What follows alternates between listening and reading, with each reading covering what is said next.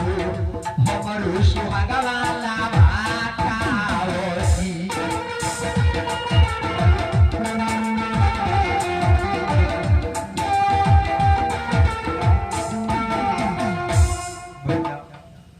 अरे हम केहू पति के पत्नी हैं और तहनियो केहू पति की पत्नी हो लगन अपना पति खातिर भर भर गगरी पानी लेके जाता हूँ लोगन और हम 14 वर्ष बालू धस के रेत में छटपटाता नहीं दौड़ता नहीं चिल्लाता नहीं कहीं पानी की सुराग नहीं थी बनी हमारे स्वामीनाथ के बहुत कस की प्यास लगल बा औरत के सहारा औरत करे ना लोग एक छक पानी दे दो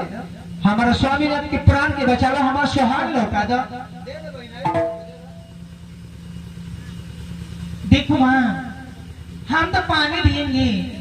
लेकिन पहले अपने बच्चन तो हारो पानी खतरा हम बचन बंधु की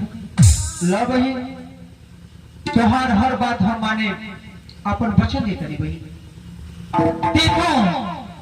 हम लोग तो पानी देंगे पहले अपना दहीना जाम काट लो तब तुमको मैं पानी दूंगी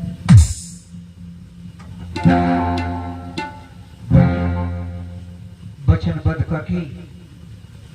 और इतना बड़ा शर्त एक छाप पानी खाती हम अपन पैर काटे तब थोड़ी पानी देबो बहन ये कौन बड़ी बात ना रहो हमारे स्वामीनाथ के प्राण से बढ़ के ये हमार पैर लिखे बहना हथियार तो हम पैर काटे लेकिन एक छक पानी जरूर दे दिए बड़ी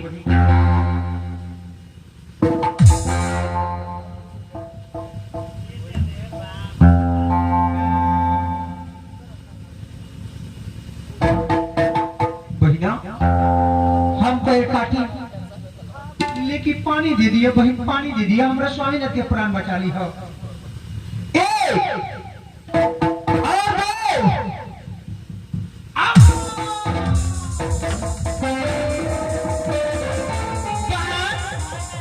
सचमुच में सत्यवाता पतिवाता है बहन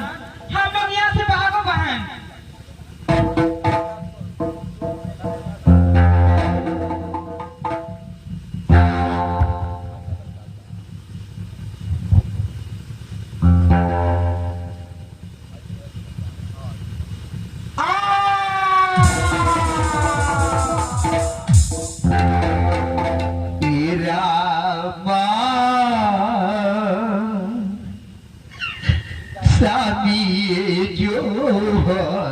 पालू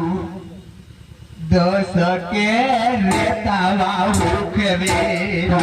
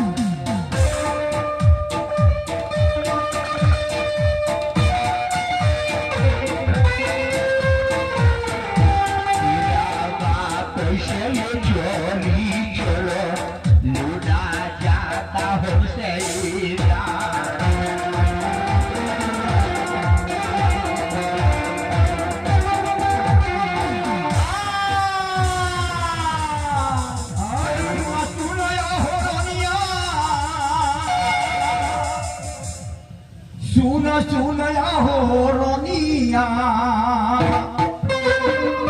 अरे हमारो बचनिया रानी हो हमारो बचनिया से काहे हम देखिए सुन भोलिया हो रहा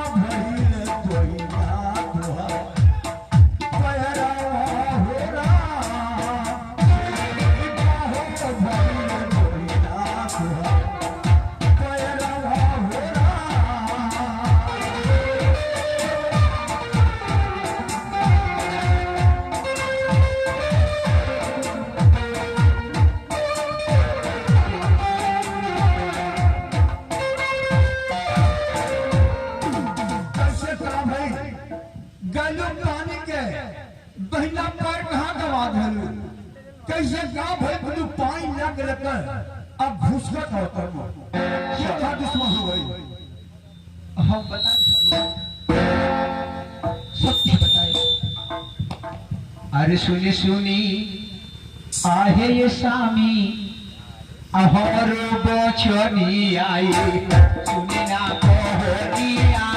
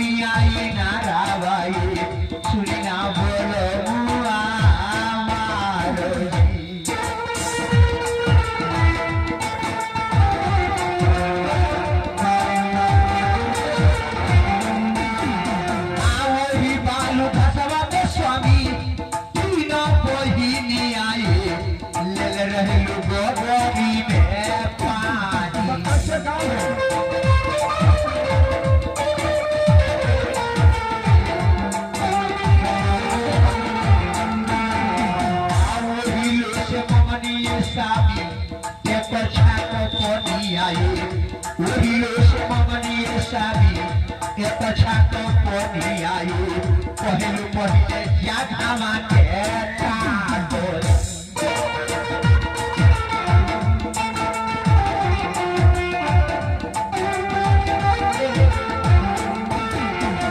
पानी के तरवाए स्वामी कोटनिया कोन जान हमाई बच गई है राउर पारा दोस्त